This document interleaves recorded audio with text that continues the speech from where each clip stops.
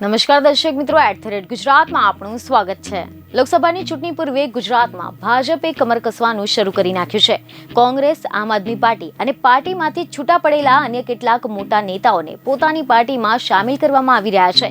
ત્યારે આ કડીમાં હવે નર્મદા જિલ્લાના નાંદોદના પૂર્વ ધારાસભ્ય હર્ષદભાઈ વસાવાની ઘર વાપસી થઈ રહી છે। અને હવે જોવા જેવી વાત તો એ છે કે ભારતમાં જોડાતાની સાથે જ હર્ષદ વસાવા આમ આદમી પાર્ટીના ધારાસભ્ય ચેતર વસાવાની રાજકીય કાવા દાવાઓમાં ઘેરવા પણ લાગ્યા છે। જી હા, હર્ષદ વસાવાએ આમ આદમી પાર્ટીના ચેતર વસાવાને લઈને નિવેદન આપ્યું છે, જેમાં તેમણે કહ્યું છે કે ચેતરભાઈ તો ચતુર વ્યક્તિ છે, તે પોતાની એક વ્યક્તિત્વ ટકાવવા માટે લોકોને ગુમરાહ કરે છે।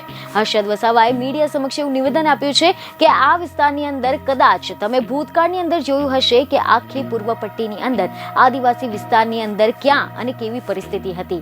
આદરણીય નરેન્દ્રભાઈ જ્યારે ગુજરાતના સીએમ હતા ત્યારથી લઈને એમને એમની સાથે કામ કરવાનો અને સેવા કરવાનો મોકો મળ્યો। એ દરમિયાન આદિવાસી વિસ્તારમાં પાયાના પ્રશ્નો હતા, એ મોટા ભાગે તમામ કામો ભારતીય જનતા પાર્ટીની સરકારે પૂર્ણ કર્યા છે। એ પછી જ્યારે આપણે એમનાથી વિશેષ જોઈએ તો જ્યારે આદરણીય નરેન્દ્રભાઈ એ વડાપ્રધાન બન્યા ત્યાર પછી જે સમગ્ર આદિવાસી બેલ્ટમાં કહીએ એમાં આપ પણ જાણો છો કે ચેતરભાઈ એ ચતુર વ્યક્તિ છે, તે પોતાની એક વ્યક્તિત્વ ટકાવવા માટે લોકોને ગુમરાહ કરીને વાતો આમ તેમ કરે છે।